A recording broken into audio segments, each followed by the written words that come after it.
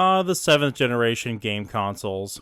It's hard for me to believe that the Xbox 360 isn't the current state-of-the-art console, and instead coming up on nearly 20 years old here soon. In fact, at the time of making this video, less time had passed from the release of the Super Nintendo to the 360 than has passed from the 360 until now. Lots of people are looking back on the 7th generation with fondness, curiosity, and historical hindsight. I feel like the 6th generation is really the generation where mainstream journalism and coverage of games really took off, and people could better inform themselves of the quality of a game before they bought it, thanks to magazines and websites and mainstream TV shows covering video games. But it was still the era where developers could be rewarded for taking a chance and making a new and original type of game, and customers felt comfortable taking a chance on those types of games and buying it on a whim. The 7th generation has a lot of experimentation as well, certainly more than the generations that would follow it, but I feel like most people remember the 7th generation for these gaming trends that resulted in these monolithic tentpole franchises that dominated the industry. The introduction to PlayStation Network and Xbox Live meant easily accessible, high-quality online play on consoles for the first time. And so games like Halo 3, Gears of War, and Call of Duty made up the dominant runtime on everyone's Xboxes. These games were seen as trendsetters, and their elements were copied across the industry. In 2010, Activision, the owners of the at the time infinite money printing machine Call of Duty, still had the rights to publish Transformers games under their belt. So, it was only a matter of time before they had their own Transformers branded multiplayer shooter with a 2-weapon system underway. I remember when I first saw the trailer for War for Cybertron, I thought it was going to be some kind of RTS or war simulation game. Little did I know it would be a third-person shooter that would borrow a ton of contemporary elements from the genre. Although surprisingly, one of the things it would not borrow from Gears of War would be the cover system. But one of the things it did copy was Unreal Engine 3. Lots of games used that in the 7th generation. Many other games used Unreal 3. War for Cybertron comes to us from High Moon Studios. Founded as an American division of Japanese publisher Sammy, High Moon Studios' first major title was a game called Dark Watch, a first-person shooter for the original Xbox that takes advantage of the early 2000s gothic supernatural trend in media. It's equal parts Underworld, Blade, Van Helsing, and Vampire Hunter D, and it's awesome. Most people don't seem to remember this game, and I'm sure it had a hard time standing out back in the day, as much as a vampire hunting cowboy shooter sounds like a novel idea by today's standards. After their next game, which was a unique adaptation of the Bourne novels while the films were at their peak popularity, they would begin work on War for Cybertron. After that game's success, they would be tasked with following it up with the next couple of Transformers games and that very faithful Deadpool game. War for Cybertron serves as one of the first in a long line of nostalgia-bait love letters to G1. For story, it's in its own continuity while also serving as a pseudo-prequel to G1, while not explicitly following any comics or cartoons. There are technically 2 separate campaigns for the Decepticons and Autobots, but they take place one after the other in the timeline, so it's best to start at Mission 1 on the Decepticon side and play through to the final Autobot chapter, Mission 10. I feel like this not only works better for the story, but it's clearly what was intended in terms of pacing with the gameplay. At the time, this was a sleek, modern, ambitious take on Cybertron. All of the characters have this smooth, sci-fi look to them, and manage to feel alien but not incomprehensibly over-detailed like in the Bayverse. The characters all glow with neon emanating from their metal bodies. Cybertron itself is packed in every corner with incredible alien detail, and the mechanical world shifts and changes as its inhabitants move through it. The Unreal Engine 3 itself arguably does a massive disservice to the excellent art direction, as it's rather infamous for these kind of smeared, blurred look to some of its textures, and lots of the game's early sections can be repetitious, dark, drab, colorless areas as a result, something the Gears of War didn't attempt to deliberately break away from until its third entry. But overall, massive credit to the concept artists and storyboarders with this one. Everyone who worked on the art design of this game absolutely nailed it. The one thing the Bayverse positively contributed to the Transformers brand was this sense of consensus around sound design. These warbly electronic noises collide with some of the classic G1 sounds, and the end result gives us one of the best things that War for Cybertron has going for it: stellar sound design. Everything from the transformations to weapon sounds and abilities sound great.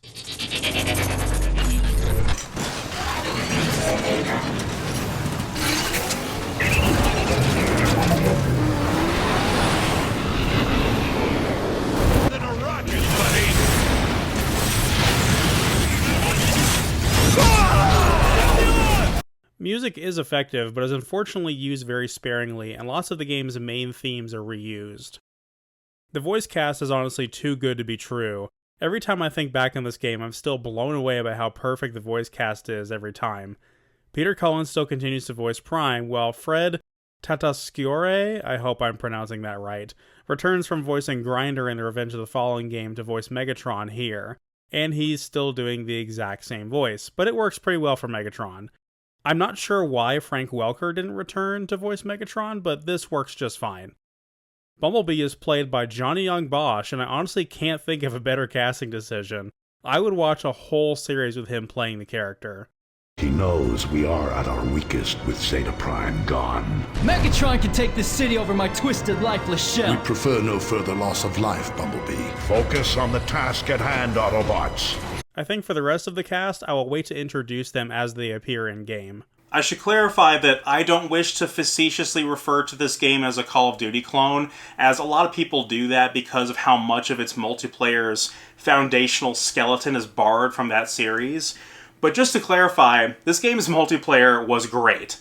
I played a lot of this game's multiplayer, more so than every Call of Duty game in my games library combined, and that is not an exaggeration. I 100%ed this game on the Xbox 360 version with all achievements, including multiplayer ones, which involved maxing out every single character class at a maximum level. Unfortunately, I can't show you any of that because the servers have shut down. So my description of the multiplayer will have to end there. But if anybody out there has any footage they would like to share, I would be happy to have it. I really want to relive those glory days of the multiplayer. And I wish I could go back in time and record some of my better matches just to have the footage for the sake of memory, because it was a great time. The character class system had cascading effects on the gameplay in the single-player mode, however. The 4 classes were Scout, Soldier, Scientist, and Leader. The different classes in multiplayer had different movement speed, health, abilities, and weapon loadouts unique to their class. The Scouts transforming into fast, agile cars, the Soldiers into tanks, the Scientists into jets, and the Leaders into these larger vehicles that could shoot rockets. In the single-player mode, each mission gives you a choice of 3 characters to play in each mission, and regardless of the choice, you always have the same max health and the same access to all of the game's weapons via the at-the-time standard pick-up-and-drop 2 weapon system, with one notable exception. This choice does give missions a fair degree of replayability, however, as each character has 2 abilities which can be used on a cooldown, and they're often class-specific as well. The game uses the Far Cry 3 health system, or I suppose at the time it was the Resistance Fall of Man system, where you have separate bars of your health that recharge individually up to a certain threshold. This is an interesting attempt to combine the health systems of classic shooters that require the use of health pickups with the modern system of auto-regen that Halo popularized. I think it works pretty well, although there are times throughout the game where you can get stuck on the 4th and final bar with no energon cubes in sight, and have a really hard time surviving an encounter. When you defeat enemies, you pick up little energon particles off of them, which is just used to recharge your abilities, but not your health. It serves to enhance the audio-visual feedback of combat as you collect something off the enemies you kill, but I actually don't care for this system because I don't find it particularly useful. I just wish all of the abilities would automatically recharge instead of just some of them, and instead you picked up ammo or armor shards off of an enemy when you killed them, although I suppose Wolfenstein The New Order wouldn't come up with that idea for another 4 years. The combat, while not groundbreaking, is a lot deeper than first impressions give you, as you hold down the trigger to shoot the fully automatic neutron assault rifle at some stationary turrets. It gives the combat a very hold the trigger until it dies feel, but as you progress into the later missions, it starts to feel a lot better. The game has dozens of varied weapons that borrow an equivalent analog from another shooter, including some more gimmicky weapons, although not quite as gimmicky as the Armada game. Once you pick up the pistol, you realize that much like in Halo, precision weapons are in their own category and headshots are extremely viable with them. You also have offhand grenade throwing with 4 different types of grenades, and characters even have the ability to double jump. The fact that the game lacks the Gears of War cover system can turn off some newcomers at first, and the characters being so far off to the left of the camera can take some getting used to. The brilliant part about the combat is the added nuance of being able to transform, something that the game's contemporary competitors lack. Imagine being in a firefight in Halo and just transforming into a jet and hauling ass out of there to obtain higher ground. The vehicle physics feel good and get the job done, but the vehicles are also used heavily in combat as all of them have their own separate ammo pool for their own separate weapons, even some alt modes having multiple weapons. And now, let's take a look at our story, starting with Mission 1, Dark Energon. We begin with Megatron taking a group of Decepticons aboard a warship on a collision course with an orbiting space station above Cybertron. Starscream lies in wake to protect this station and its secrets from the incoming invasion. At this point in the story, Starscream and the Seekers are on an independent faction not participating in the war if they can help it. Megatron crashes the ship headfirst into the station, disregarding the likelihood of his soldiers surviving, saying if they survived then they were worthy to serve him to begin with. Our selection of 3 characters for this mission other than Megatron is the Scout-class Barricade played by Steve Bloom, who also does the narration for the game, and Brawl played by Nolan North. We're picking Brawl for this mission since I think he's a balanced choice for this mission, and we're going to be playing on the hardest difficulty. After a brief platforming and movement tutorial, we come face to face with Starscream, played by Sam Riegel, who is honestly just perfect for this role. His delivery is somewhere between G1 and Armada, and it's one of my favorite performances in the game. Trying to restore your precious grid, Autobots? How pathetic. He sicks the station's defenses on us, and we get our shooting tutorial by blowing up some turrets with the default weapon, the Neutron Assault Rifle. Our first proper encounter against some Cybertronians defending the station gives us a basic introduction to combat. These Scout-class enemies have big shoulders and relatively small heads, so where you aim at their center of mass to try to get headshots and body shots feels a little different than other shooters where you're shooting humanoid characters. The character being so far off to the left of the screen can give you this misleading feeling like your shots aren't actually going towards the center of your crosshair, but ignore the visual element of where your shots are going and focus on the audio-visual feedback of hitting the enemy. There's a distinct hit detection sound which at times can be a little excessive and has a tendency to drown out the weapon sounds themselves. One of the larger encounters gives us a chance to pick up the Magma Frag Launcher, which is a very powerful weapon that unfortunately is only effective at pretty close range. The grenades can be manually detonated with the left trigger, and it's great for ambushing this encounter. It's revealed that Megatron is here in search of an old legend of something called Dark Energon, and if that sounds like a magical MacGuffin that will allow him to gain lots of power and start taking over Cybertron, that's exactly what it is. Up ahead is a broken bridge. If we double jump and use our dash ability, we can get across without breaking off another section of it, and we can pick up the Overshield power-up. In doing so, I break the scripting of this NPC Decepticon and send him transforming into a T-pose. The Overshield is going to help out a lot with this upcoming turret defense sequence, because we've never seen one of these before. And of course you can rip the turret off the stand and carry it around as a handheld power weapon, which was the style at the time. One of the things I love about this game is how the nonsensical elements are just presupposed and never explained. Like, of course the characters take no fall damage, can carry a massive weapon around in their bare hands, and kick open giant metal doors. It just comes with the territory of the source material. At this point, the station defenders are starting to surrender, and the Decepticons have taken a bunch of them prisoner. You're able to execute the prisoners if you choose to, and you actually get an achievement for doing so, assuming you don't accidentally miss one.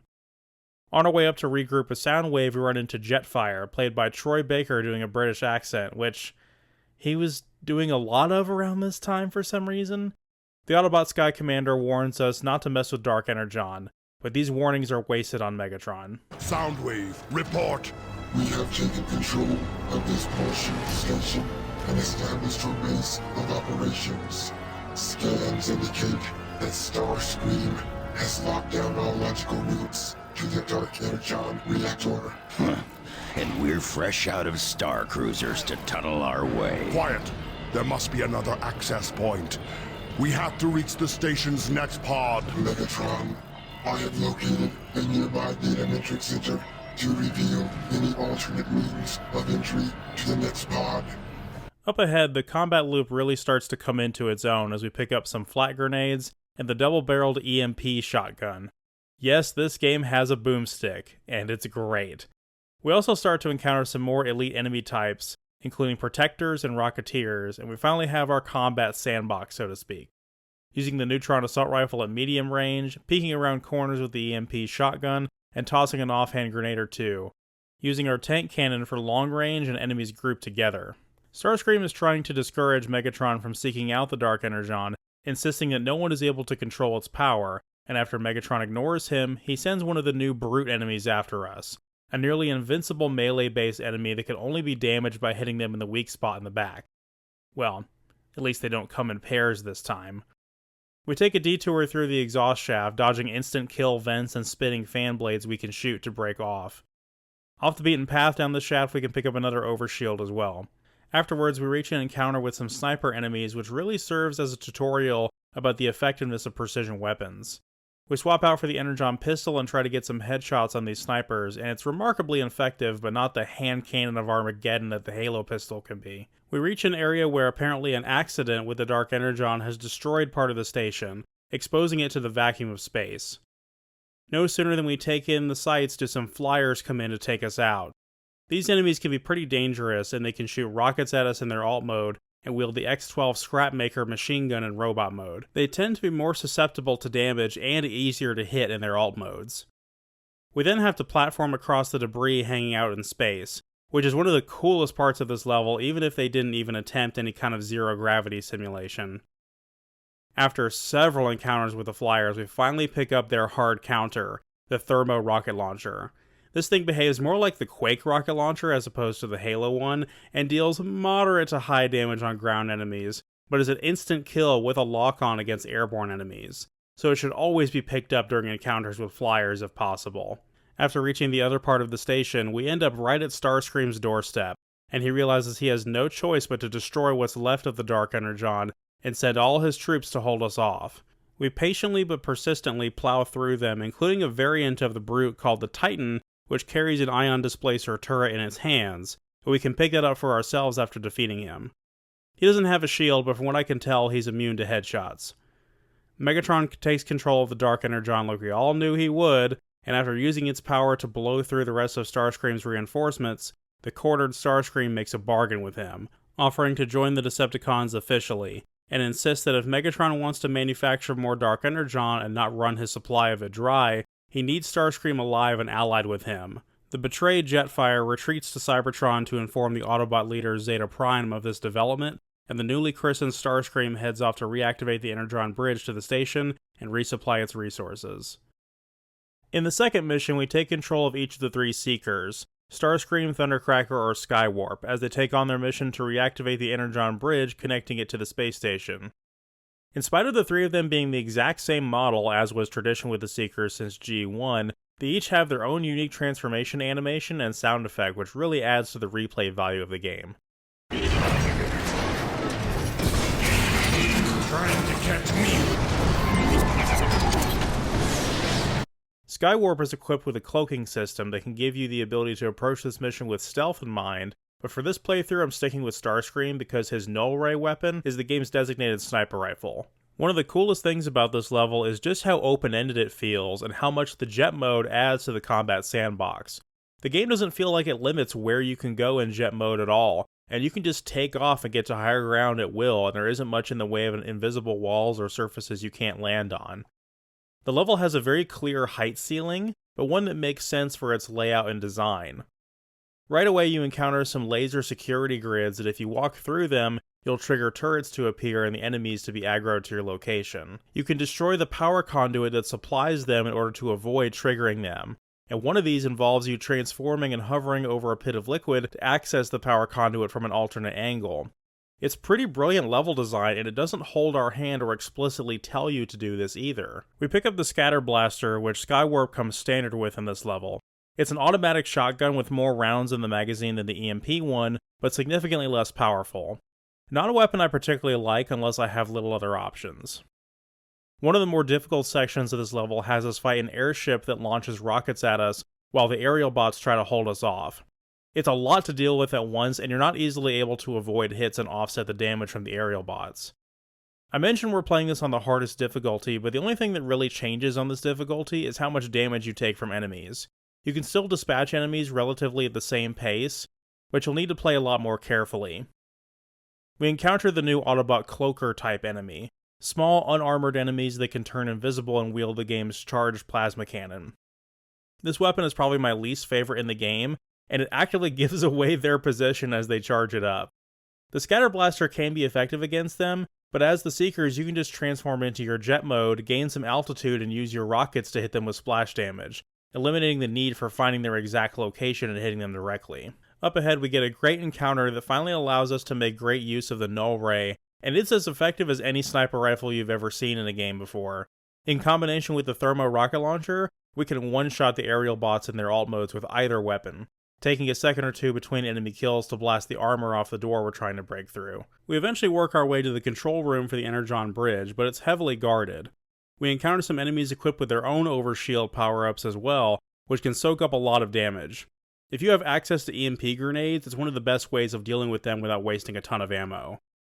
We try to supply the bridge controls with power cells, but another Autobot security measure is revealed to us: force fields that prevent the power cells from reaching their destination. So, just as before, we have to locate the conduit to the force field and destroy it. There's also some very on-brand banter between Starscream and Skywarp here, where Starscream is very rude and condescending to his subordinates, but Skywarp is too thick-headed to even get the full effect of it. Once we get power back online, the final thing standing in our way protecting the controls for the bridge is a boss, so to speak. It's a large security contraption and it has multiple stages to the fight. The first phase, the cannons will shoot seeking projectiles at us, which can easily be avoided in jet mode. Once one of those cannons has been destroyed, it will deactivate them for a moment and unleash these laser beams that sweep through the entire arena in opposite directions, and they're basically an instant kill. Once the beams have stopped, it will reveal its power core to vent off some heat, and that's when we can finally attack it.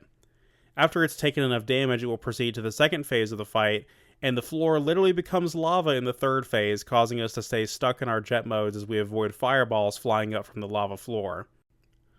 The lasers can be difficult to dodge here, and you may take a cheap death or two on hard mode, but this part does give you a checkpoint on the third phase of the fight.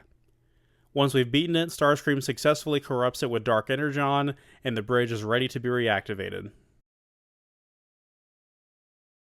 The third mission, Iacon Destroyed, as the name would imply, sees Megatron with his full supply of Dark Energon invading the Autobot capital city of Iacon. His main objective is to locate the elusive Omega Key, which will allow him to gain access to the core of Cybertron, so he can then infect it with Dark Energon as well. Our selection of 3 characters for this mission will be the same for the remainder of the Decepticon campaign: Megatron, Soundwave, and the Stunticon Breakdown. This is the best chance I have to demonstrate Megatron in gameplay, and it's the level that is the most thematically appropriate for him in my opinion. Megatron's boon is also his bane, his iconic fusion cannon. I mentioned earlier that there is an exception to the 2-weapon system, and that is when playing as Megatron or Prime, you cannot drop their signature weapon. The fusion cannon is powerful but not extremely versatile, so the other weapon you pick up is your only chance to overcome its shortcomings. This initial encounter at the beginning of the level shows off the shortcomings of the fusion cannon. It feels just a little bit underpowered, which is mostly for balancing in multiplayer, but with these Rocketeer enemies, you need to hit them square on in the chest since the splash damage doesn't really reach them if you hit them at their feet. At least the fusion cannon has good range and accuracy. It behaves more like a rocket launcher with its slow-moving projectile and splash damage. The fusion cannon is also really effective against the cloakers we encounter early on. There's another sniper encounter up ahead, but luckily the game is merciful enough to give you the Null Ray right beforehand. I find myself down to my last health bar, which would end me in a single shot if the snipers got me, but luckily Soundwave is equipped with the Energon Repair Ray, and he can recover our health past those auto-regen thresholds. Occasionally Megatron will have to blast through a door using the Dark Energon, but I hesitate to call this a gameplay mechanic, as you just have to hold down a button while a scripted animation plays out automatically. We raid the archives and find out that Zeta Prime, also played by Troy Baker, is not only aware that Megatron is there, but has also made protecting the Omega Key his personal mission, so Megatron has no choice but to confront him directly to obtain it. We then have to travel through the city underground to meet up with our forces currently in battle with Zeta Prime and the rest of the Autobots. We have to race through the underground subway network, avoiding security traps, and we eventually get to an encounter where the trains are actively passing through as we're trying to fight, which can result in instant death if we aren't careful. This encounter can be quite difficult and it cost me a couple of deaths, but if you hang back at the first set before the train tracks, you should be able to use the null ray to take out most of the enemies, and save some EMP grenades for this huge wave of overshielded Autobots that drop in. Before we get the drop in this next encounter, we pick up the Photon Burst Rifle. It's a scoped burst fire rifle that is one of the most versatile weapons in the entire game. A precision weapon with a 3-round burst being one of the workhorse weapons of the game? What a novel concept. I keep forgetting to use Megatron's abilities. He's got the hover ability, which unfortunately makes you a sitting duck in combat, but it does give you a slight damage increase. I remember seeing people use this a lot in multiplayer, but it was almost certain death if there was someone with a long-range weapon just out of sight. His other ability is Drain, which siphons health from nearby enemies for a limited time.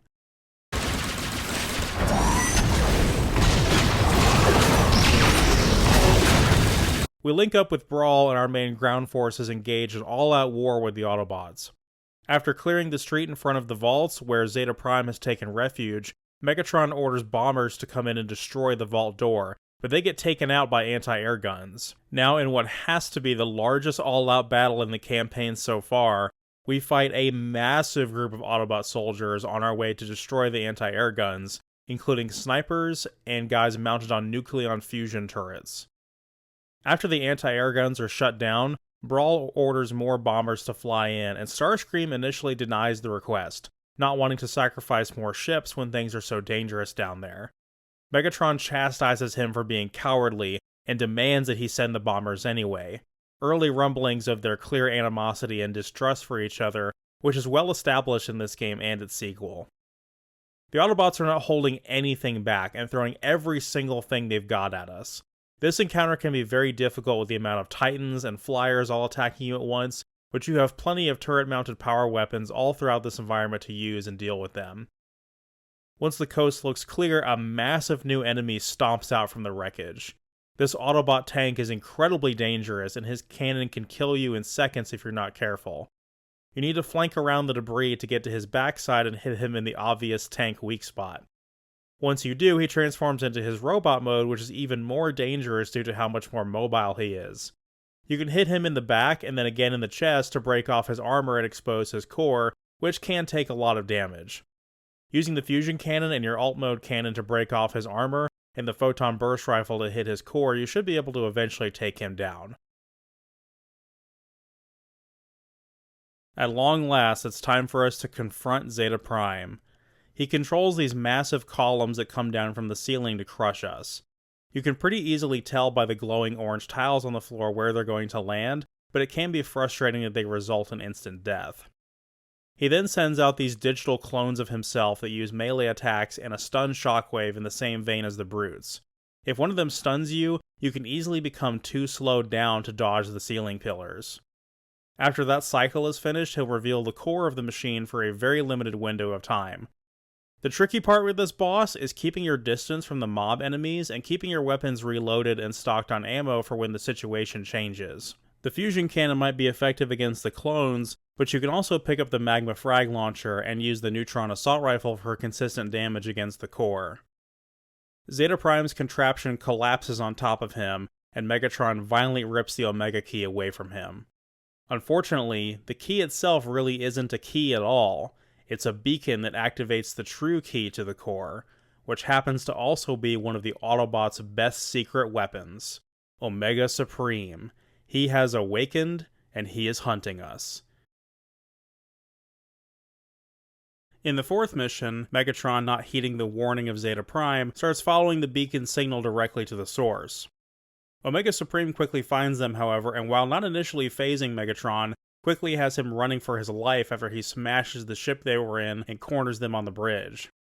He stubbornly stands his ground and insists on fighting him, but Soundwave basically says, "Dude, what are you doing? You can't beat this guy. Let's get our asses out of here before he turns us into space dust." Soundwave is pretty awesome to play as, and he starts with 2 weapons, although we drop the Energon Repair Ray immediately for the EMP shotgun. We retreat inside, and the first encounter they give us is already very punishing. It's got protectors, a brute, and a titan all at once in a very small room, so the combination of the EMP shotgun and the magma frag launcher work out well as your most powerful close-range weapons. Decepticons who fight for the glory of Cybertron. Megatron has fallen. I, Starscream, have taken my rightful place as your leader! Starscream, you half-wit! I still function! A fact you shall regret when I choke the life out of you! Now, I order you to deploy ships for immediate evacuation! Starscream cannot hear you, Megatron. All communication to the surface has been jammed. Let's head for that lift before that idiot Starscream causes irreparable harm! It's amazing how nostalgia works. They keep doing the same reused tropes for decades, and we still laugh. I guess you can't complain about the characters not being consistent or accurate to their G1 versions. Omega Supreme chases us relentlessly through these buildings. We may think we're safe inside where he can't see us, only for him to blast a hole in a wall and be right in front of us. When we think we've lost him, we stumble upon a group of Autobots conspiring. They may be able to help Omega Supreme locate us, so we have to ambush them and take them out. We're finally able to pick up and wield the X-12 Scrapmaker, which is the game's heavy machine gun. Brute, dispose of it! My freak!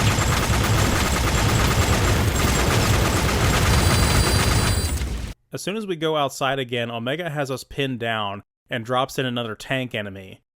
Starscream makes himself useful for a change and distracts Omega, but we still have this huge group of Autobots to deal with, and they're being supported by repair sentries. It's these types of wide-open, large-scale encounters where this game is at its best. Obviously, you want to destroy all the repair sentries before you attack the tank, but you should have plenty of room on the outside of this arena to flank him and shoot him in the back. The rest of this level is a bunch of great encounters, but not featuring anything new we haven't already talked about. We decide the best course of action is to use the Autobots' own aerial defenses against Omega, so we head for a nearby tower outfitted with ion cannons. We deploy a bridge to get over there, and we have to quickly haul ass across before Omega decides to blow the thing up. As we approach the tower, Autobot forces return to Icon to initiate a counterattack.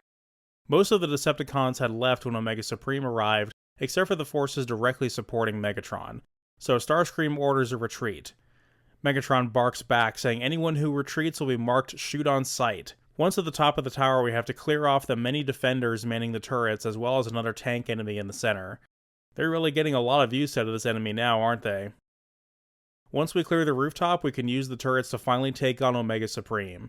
He is such a bullet sponge. Holy crap. This stage of the fight takes an actual eternity, even with all of these power weapons lying around. It's not even especially difficult either, as if you hang back in the rear part of the arena, he can't hit you with his central laser beam, only with his rockets. After he's taking a certain amount of damage, he'll drop in a wave of flyers and leave until you've dealt with them. This process repeats for what feels like 5 or 6 cycles until he's finally defeated. It takes way too long, but once he finally goes down, it's time for the final Decepticon mission, where we take him on up close and personal. Omega Supreme crashes down to the ground. We initially think he's down for the count until he starts using nearby power cells to rejuvenate himself, and with that, the fight begins. We're playing as our final character, Breakdown, here, and you'd think that we would want the most durable character as possible for a boss fight. Not at all. For this fight, you want the fastest character you can get on hard mode, although I'm sure it's possible to do this with the other two as well. Starting out with the Scatter Blaster is suboptimal, so you'll want to pick up the Neutron Assault Rifle and the Photon Burst Rifle as soon as you can. The initial strategy is just to destroy the turrets all throughout his body until he decides he needs to be repaired. He has several different attacks, including mortars and homing rockets, in addition to the turrets themselves. If you're locked onto, you gotta transform and get the hell out of there. You don't have to destroy all of the turrets, but once you've destroyed enough of them, he will reach for one of the nearby power cells to regenerate. This is your opportunity to infect it with Dark Energon, so when he picks it up, he just ends up infecting himself, leaving him vulnerable for you to deal actual damage to him. I like using the machine guns on Breakdown's alt mode during this phase to deal as much constant damage to him as possible while he's exposed. You repeat this a few times until his health bar is depleted. Unfortunately, you aren't victorious quite yet. There's still an entire other phase to the fight, and this time Omega Supreme is much more aggressive and dangerous. He launches a huge volley of seeking missiles, and his main arm cannon shoots a continuous stream of energy at you, Both attacks can kill you with ease, so breakdown speed and dash ability come in handy here. His chest is exposed, you'll need to go all out and hit him with whatever you've got as long as you're out of danger and you can line up a clean shot.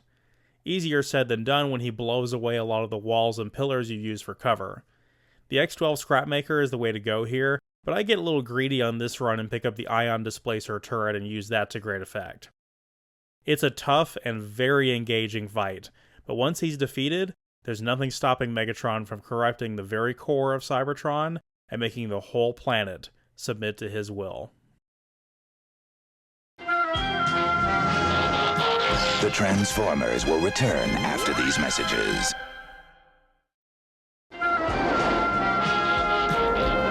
We now return to the Transformers.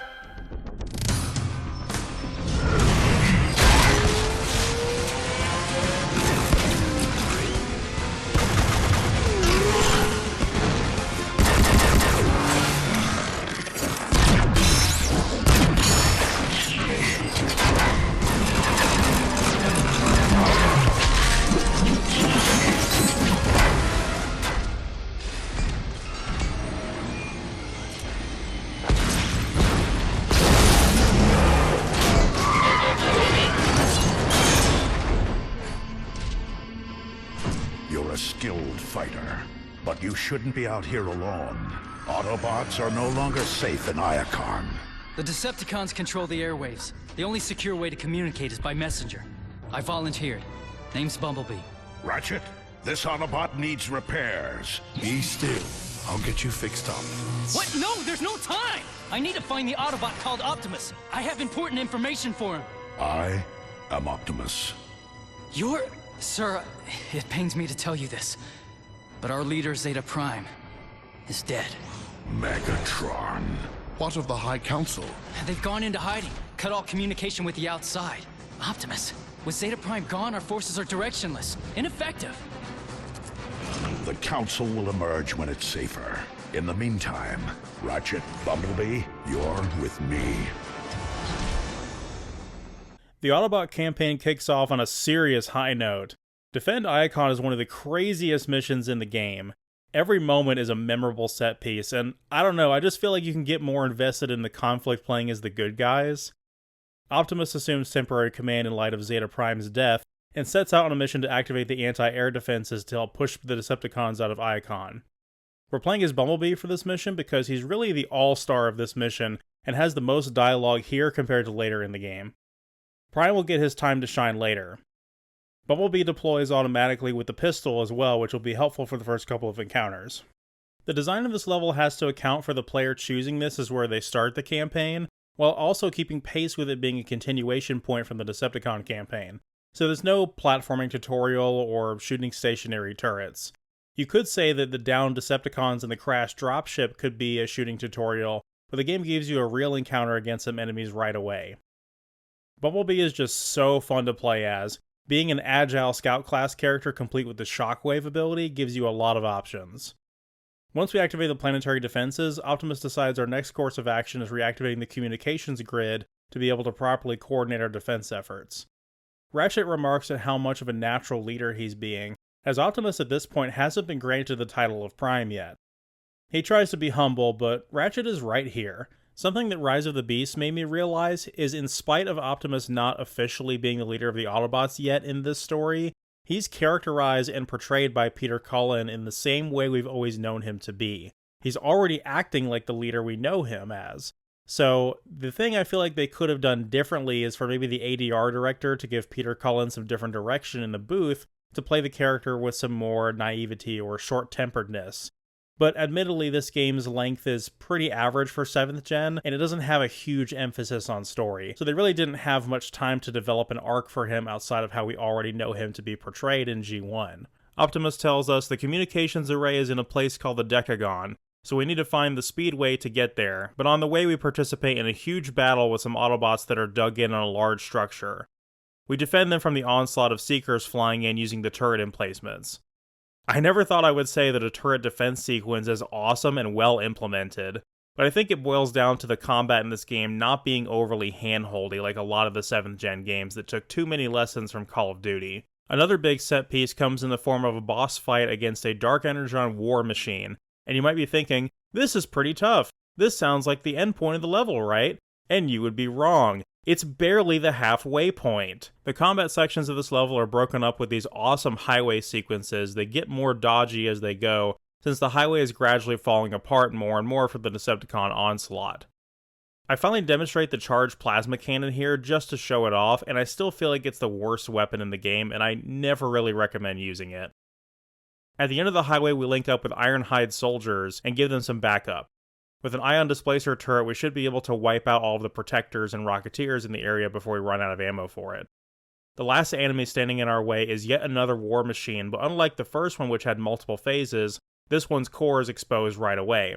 That doesn't make it easy though, since its homing projectiles can still hit you anywhere on the map, and I don't really have the ammo for decent long-range weapons to hit it with.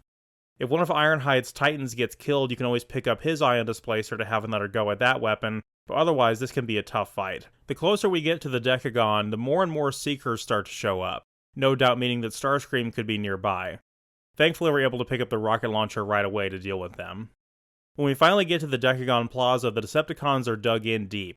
We see a Titan come out to challenge our forces, but he's just far away enough to where his AI doesn't really recognize that we're attacking him, and I get all the proof I need that Titans are immune to headshots. Picking up his weapon is going to make the rest of this encounter trivial as we shred the rest of the enemies coming at us in spite of their confidence and aggression. Now we just have to platform our way up to the top of the tower, fighting all manner of enemies along the way, where a boss fight with Starscream awaits at the top. He's definitely not nearly as difficult as he was in the Armada game, so we don't have to worry about him blasting us off the tower with a mean physics beam. Instead, his most dangerous attack is just a salvo of homing rockets, which Bumblebee is just barely agile enough to avoid. The rocket launcher's lock-on is invaluable here. Once he's taken the slightest noticeable injury, he runs away like a coward like we all expected him to do at this point. After reactivating the communications grid, the first message that Optimus receives is a distress call from Zeta Prime, saying he's being held prisoner at Kaon Prison. While Optimus agrees with Ratchet that it's likely a trap, he nonetheless devises a plan for us to be able to infiltrate the prison so we can find out for ourselves. Optimus allows himself and a few loyal Autobots to become captured and taken to the prison in the capital city of the Decepticons, Kaon. In addition to Bumblebee, we are joined by Sideswipe, played by Travis Willingham, who will be controlling for this mission. Unfortunately, the plan doesn't go as intended, as it seems the Decepticons don't gain any value from holding prisoners of war, and move to execute them by firing squad. We're saved just in time by Air Raid, played by Liam O'Brien, and now we have to frantically try to find a weapon and locate Zeta Prime. After clambering through the vents and some hallways, we finally get spotted by a group of prison guards and have to take them out using melee only. But then we quickly pick up a photon burst rifle and some grenades not long after. The combat in this level, as a nimble scout class character using the photon burst rifle, oh, it's perfect. Chef's kiss. The entire prison knows we've escaped, so they're going to be closing in on us from every direction. Different sections of the prison are segmented apart, and we'll have to use these giant machines that crawl up and down the walls with legs and act as glorified elevators. Megatron puts his giant-ass face on some machine for us to be able to talk to him face to face. He reveals to us that it was in fact a trap like we suspected all along, but his motivations for doing so are a bit confusing. He says it was specifically so he could lure Optimus here to kill him, but is this or is this not the first time they've met in this continuity? Regardless, I'm not convinced that Megatron would care to waste his time with this, especially considering how successful his takeover has been so far. We fight off a few waves, including these weird spider enemies that spawn from the Dark Energon. We'll have to deal with a lot more of these throughout the remainder of the game, but they're very easy to kill. After we survive the encounter, we get teleported straight into a prison cell, which seems like a contrived way to hit the reset button on this level. Optimus uses his axe to rip open the wall to our cell, and we escape. This cell block has an upper floor that Decepticons can jump down from, making this sort of a gladiator arena type setting. One of my favorite combat sections in the game. We pick up the assault rifle and the EMP shotgun and start fighting off more waves of enemies, including a few brutes. The tricky part of this encounter is you don't have a lot of cover, so you're reliant on these rooms off to the side, where you can also find some more ammo. Once we're finally done, we can break Air Raid out of his cell and acquire his help to escape. I was wondering when you guys were gonna show up. We took the extended tour, saw the sights, blasted some bad guys, the usual. This is the introduction to the Cloakers on the Autobot campaign, and this encounter can be pretty awkward on hard mode, as they weave in and out of these tunnels on either side of these narrow walls, making it hard to figure out which direction they're attacking you from. You have to wind down 2 of these narrow hallways to deactivate the containment field around Air Raid's cell. Why the Decepticons chose to entrap him in such an elaborate contraption instead of just a regular cell is beyond me. The 4 of us regroup and, using the control computer, locate the location of Zeta Prime's cell, and then we have to open up the entire cell block, freeing all of our trapped Autobot brothers, who can now assist us in battle. We get a really awesome encounter here with an allied brute who can help sponge up some damage or push through lots of enemies. Make sure the prisoners get out safely, then escort them back to Icon. We'll meet you there. What about you? We're not leaving without Zeta Prime. Now go! We take one of those crawling elevators down to the lower level, and we have to fight off several other crawling elevators attacking us in the process. We reach the maximum security block at the bottom, and the Decepticons start blasting the area with rockets to try to stop us. We have to use our alt mode to race through this area to avoid the tiles being blown up in the process, and it's exactly like the Halo 3 Warthog run. It's just the Halo 3 Warthog run. Once we get to the end, we find Zeta Prime is still in fact alive, but he has a very special guard watching over him, Soundwave. The fight against Soundwave can be tough, but it's very clever and well implemented. He has a shield around him that we can't break through, and he attacks us with an actual sound beam weapon. We initially have to destroy some sentries around the arena, and then he ejects one of the cassette bots to come out and fight us, and they're very faithful to their G1 versions. Frenzy uses the hover ability and shoots projectiles at us. Soundwave can repair him using his Energon repair ray, but if he gets knocked out, Soundwave will have to leave the shield to retrieve him, which is when we can deal actual damage to him. Get ready to crumble before rumble! Ugh, these little guys are so annoying! First we crack the shell, then we crack the nuts inside! Rumble can be extremely dangerous, as his charged melee attack can knock out half of your health on its own. Finally, he sends out Laserbeak, who flies around the arena shooting you from all angles, but he's extremely easy to defeat if you've held on to the rocket launcher at this point.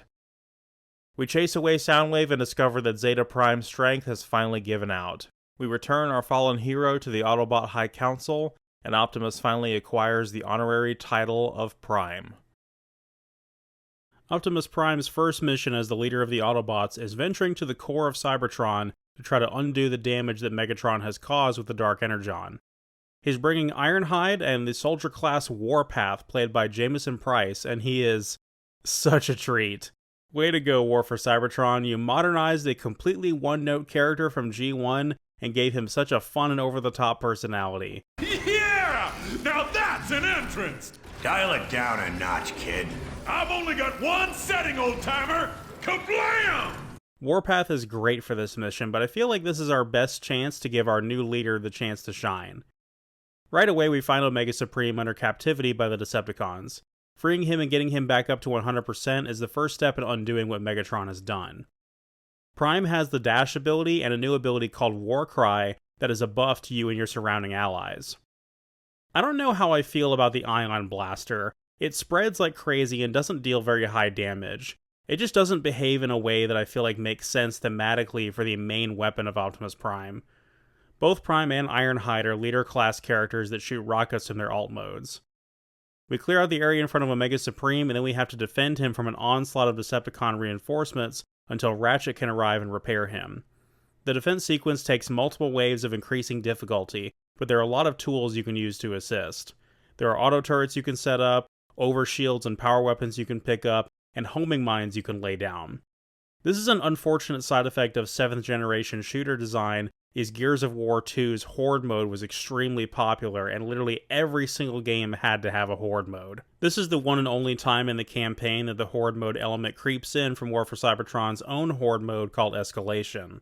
I will admit that these game types can be fun as you strategically defend a position from oncoming enemies, trying to preserve your resources when you really need them, but eventually they just become stressful and tedious when shooters would cram these into their single-player campaigns for no reason, which is probably why I never finished Gears of War 4. The challenge of this encounter is not only staying alive, but making sure Ratchet stays alive too. One of the only times you can fail from another character dying other than the one you're currently playing as. But if you successfully manage to hold off until Omega Supreme can be repaired, he will open the gateway to the core for you, and the three of us proceed onwards while Ratchet stays behind. Keep your optics sharp, Autobots. The High Council told me about the corruptive properties of Dark Energon. The closer we get to the core, the more dangerous and unstable Cybertron may appear. We get a really tight encounter where the Magma Frag Launcher comes in handy as a bunch of enemies drop down from the ledges above us, culminating in some shielded enemies.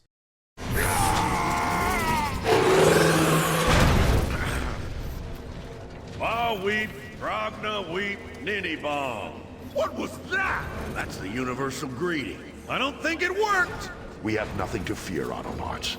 The slugs will count us as friends. The Space Slugs offer us a ride as they chew through the Dark Energon crystals that block our path, each one mounted with a turret giving us our only rail shooter sequence in the game. We ride our friend-shaped allies until we encounter a decidedly less friend-shaped slug who's been corrupted by the Dark Energon. He seems to be immune to our firepower and launches a bunch of homing projectiles at us. After we lose him, he soon catches up to us and comes crashing down on top of us, causing us to lose our friend-shaped allies. When we regain our composure, we continue on our path to the core, which results in a boss fight against the corrupted slug, who's guarding the core itself now. The boss fight can be pretty tricky. He has a predictable pattern and an obvious weak spot in his mouth, but he has a few attacks that are difficult to avoid. He'll dig his claws into either side of the arena, creating a bunch of Dark Energon crystals, and then dig both his claws back down again, detonating them, which can cause so much splash damage that it's impossible to avoid. So you have to destroy as many of the spikes as you can before he blows them up. Fight a few spiders, dodge some projectiles, and shoot him in the mouth for a few rounds, and you're good to go. Optimus approaches the core of Cybertron, and it starts to speak to him. Apparently they're going with the often common interpretation that Primus is the planet Cybertron itself, which I appreciate. He says that the damage has been done, and in order to restore himself, it will take millions of years. The only way for Cybertronian races to survive is to leave this planet and find a new home among the stars. He creates the Matrix of Leadership out of a piece of his very spark. Optimus will carry the hope of all other Cybertronians with him and bear that burden till all are one. To all Autobots within range of this signal, our planet is dying. We have no choice but to take to the stars. I am ordering the evacuation of all Autobot cities, effective immediately. What was that? I told you, to stay and defy me was to die, and no one defies Megatron. He's insane. Silverbolt, ready your soldiers. We need that gun offline now. The penultimate Autobot mission has us taking command of the aerial bots as they try to disable Megatron's orbital cannon that is interfering with our forces evacuating the planet. This mission rules. It's action-packed from the start, and we get to take control of some of my favorite characters in the game. Air Raid, Jetfire, and the leader of the aerial bots, Silverbolt, played by Patrick Seitz, who will be playing as for this mission, as we haven't seen him yet in the game, and he starts out with the Photon Burst Rifle and Shockwave ability. All three of these characters are awesome and have their own unique models. The aerial bots don't combine into Superion in this game, which is fine, and even if they did, Jetfire wouldn't be involved in the process. But it's just cool to see these three fighting alongside each other. They're much more coherent and banter far less than the Seekers did on the Decepticon side. Admittedly, I just nerd out a little whenever I play this mission because I'm just a huge fan of these three voice actors as well, and to hear them all speak to each other, playing underrated Transformers characters, is just awesome to me. We fly through the wreckage of some of the destroyed Autobot ships on our way to the satellite cannon. The wreckage is really impressive and also kind of horrifying. One of the moments of this game where the scale and the spectacle of the war is fully realized. We blow through a wave of Seekers, and a station defense turret pops out for a brief mini-boss before we can pass through. We get inside and immediately start destroying the coolant conduits in hopes of causing the cannon to overheat and stop firing. We can pick up the X-12 Scrapmaker here, so we can use that on enemies that are just not ammo efficient to kill with the Photon Burst Rifle. There are a lot of Seekers defending the coolant pump, so we'll need to use that on our old trusty boomstick to clear them out, while we lob grenades at the coolant pump itself. Some banter with Air Raid reveals that they bothered to include little pieces of G1 character trivia, how like Silverbolt is ironically afraid of heights. I'm sure some of these conversations come across as throwaway lines, but I and many more G1 fans are very impressed with how consistent even these more obscure characters are portrayed compared to their G1 versions. Next we have to go to the coolant control room to evacuate all the coolant from the tanks. How does he know you? Long story. Megatron, enough lives have been lost. You've got to stop this madness. You should have joined my Decepticons when you had the chance, Jetfire. I wear the Autobot insignia with pride, Megatron. There is no pride to be had in humiliation and death. This encounter rules, and we get to show off Silverbolt's force field ability. Get those shields up!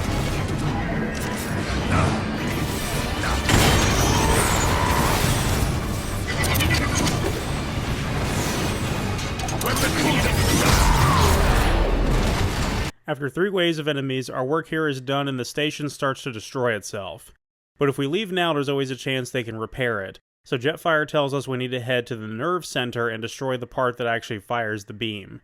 So we fight off some enemies dug in on turrets, which we can then use for another defending sequence, while the plasma overloads and gets ready to explode. We blow the dome and get our asses out of there, only to discover that even without the space station powering it, the satellite cannon still functions. How could this be? Only one way to find out. We fly up close to it to try to destroy it at the source. To our surprise, the giant cannon starts to speak to us. Silverbolt, we're taking a pounding down here. Get that gun offline. Come on, guys, hurry! Every time that gun fires, more Autobots die! You cannot stop me, little Autobots. I am Trypticon. I am your death. Oh, great primus. I think this gun is a Cybertronian. The cannon is revealed to be none other than the Decepticon city-based titan known as Trypticon. I suppose if we had to fight Omega Supreme on the Decepticon side, then the Autobots will have to fight a city-sized titan as well. Inside him awaits a group of the toughest enemies in the game that we'll have to fight all at once. Luckily, it's a bit of a sandbox map, and being able to fly to the other side of the room for cover and resources is really helpful. We fly deeper inside Trypticon's base mode and attack his conversion cog, the thing that allows him to stay transformed.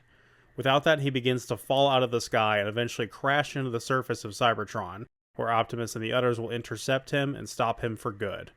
The final mission is just the final boss against Trypticon. Prime, Bumblebee, and Ironhide move in to take him out once and for all, and as much as I would love to have Prime be the one to deliver the final blow, this boss can be extremely tough on hard mode, and playing as anyone other than Bumblebee makes it extremely impractical to survive. We find Trypticon right away as he bursts out of the rubble.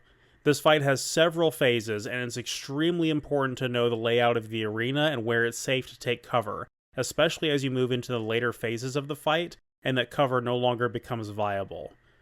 The first phase has him alternating between his shoulder cannons and mouth beam. You need to activate a switch that sends some Energon batteries towards him that you can blow up when they're within range of his shoulder cannons. Once his shoulder cannons are destroyed, he'll start using his tail for attack. He gives a distinct snarl as an audio cue when he's about to do it, and if you're within range of the attack, the screen takes on a purplish hue, which may result in you having to move clear across to the other side of the map to get clear of its range. Next, he will start venting out heat from his chest, revealing some weak spots we can shoot at. These are our targets for this phase of the fight. Repeat the cycle of moving to the either side of the arena to dodge his tail attack and keep hitting those vents. He then smashes the arena itself, sending us all falling to the level below. This is his final and most dangerous phase.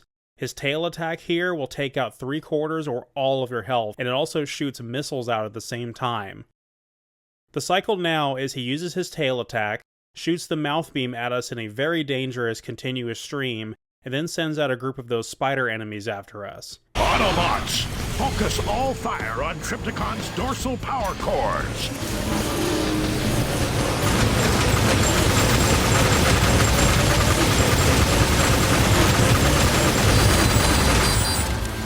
the specific loadout of Bumblebee with the rocket launcher and the X-12 Scrapmaker is the way to go here.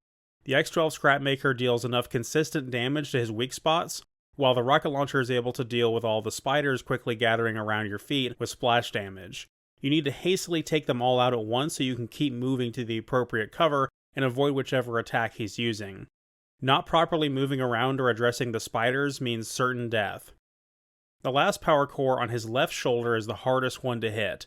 You can't cheese it by hiding behind a piece of debris and still having a clean shot at it. You have to be out in the open to hit it, which makes it a delicate balancing act to hit it while dodging his other attacks. This can be a very difficult fight on hard mode, but with enough patience and following this strategy, you should come out on top.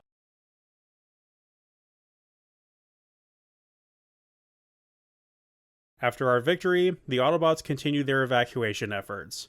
Optimus commissions the Ark we all know and love for G1, and the credits play out over a brand new Transformers theme by Stan Bush. After this game's success, High Moon Studios would be tasked with making the video game adaptation of the third Michael Bay film, Dark of the Moon, and eventually this game's sequel, Fall of Cybertron. But even though they made hit after hit, nowadays they've been relegated to the likes of Raven Software and absorbed into the amorphous blob of studio-absorbing nonsense that is the Call of Duty team, and all they do is make side content for Call of Duty these days. It's unlikely that they will make a Transformers game ever again, or even a game with original content ever again. It's quite sad. There is some other media related to this game you may want to check out, however. There is a book, which my friend got for me at a dollar store around the time the game came out, and I definitely appreciate it. I will be doing a text review of this on my Blogspot account when I get around to finally reading it, so look forward to that, Transformers fans. And then these guys came out recently this year, and they are fantastic, particularly in my opinion, the Optimus Prime, which eventually I will do reviews of these and post them on the Zoids channel where I do all the Mecha and Transformers Toys content. These are so cool, and I'm glad that we finally got good adaptations of the War for Cybertron toys so many years after the game has been relevant, and hopefully we'll continue to see more characters as the years goes on. But if you're interested in actually playing these games, it's time to address the elephant in the room. You better have an Xbox 360 and a PS3 and be comfortable tracking down a moderately affordable physical copy. Because due to the publishing license with Activision expiring, all of the Transformers games have been delisted from online stores. So you cannot purchase these games on Steam, and the PC versions have essentially become vaporware. They don't exist anywhere. They even made a PS4 remastered version of Fall of Cybertron that is just gone. You cannot purchase it anymore. Unless you already have a copy downloaded onto your PS4, it does not exist anymore, which is just... I know that the whole internet video game talkie man talks about video game preservation is really tired and well-worn thing at this point, but I just can't help but hammer this point home. The problem with this is just how unprecedented it is.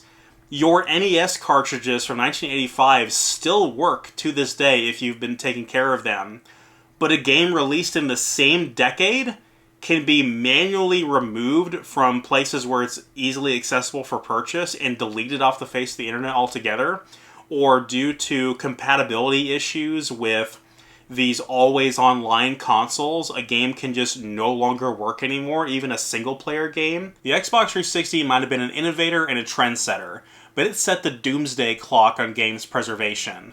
At least these games work off the disc with a clean install and don't require an internet connection. And I think that's why I'm so nostalgic about the 7th generation and the ones before it, and so cynical about this upcoming generation. I don't own a PlayStation 5 or whatever the hell the new Xbox is called, and I really don't plan on it. At least these old games don't become paperweights when the servers shut down. And unfortunately, the conversation around games preservation is just too long and deep of a conversation to be a footnote at the end of this video, so I'll save it for another time and place. But I had a lot of fun going back and re-experiencing this game with you guys, and I hope that my passion for it was self-evident, and that I could share this mutual love of this game with you guys. And I'm very grateful for the fact that as long as this disc continues to work, that I can go back and revisit this experience in the future. So, moving on, it's 2011, Transformers games had peaked, but over the horizon was dark times for the series. Till next time. One last thing before we end for anyone who cares. So, I initially recorded the live action segments of this video the same day that I saw Rise of the Beasts. So this video has been delayed by more than a month and a half, and most of that was just due to burnout and personal reasons. It should have been done way sooner because this is a game I am unbelievably passionate about, and that passion should have lent to an easy production on the video, but it sure didn't. So I am reevaluating the way that I'm approaching some of these games where there's just so much to say and trying to compartmentalize a little bit. But I just want to say out loud here that just because a video takes a long time does not mean I have abandoned a series or that it was just an idea that I had that I don't plan to commit to and follow through on. So the next video is going to be another Muso video. It is going to be the Fist of the North Star video. And I have plenty of script already written for that. And I'm going to be live streaming it here soon along with the Dark of the Moon game, which is the next Transformers game. But I definitely want to take a break. I think I'm going to take the entire month of August off to not touch anything related to video production whatsoever, aside from maybe some stuff on the Yu-Gi-Oh! Channel, and just focus on maybe some script writing, but generally things not related to video production. But I do have some script ideas in mind for some projects that may take precedent over the video series that I'm working on. The Transformers series, the Muso series, and the Gungrave series. While I do plan to continue and finish all of those, there are some feature-length documentary-style videos that I have in the works that may take precedent as sort of a, Hail Mary, put my heart and soul into it type of project. And I'm definitely looking forward to giving you guys some more information on that. So just a little quick thing at the end for anybody who cares to listen. Came here to Earth, caught in this struggle through the whole universe.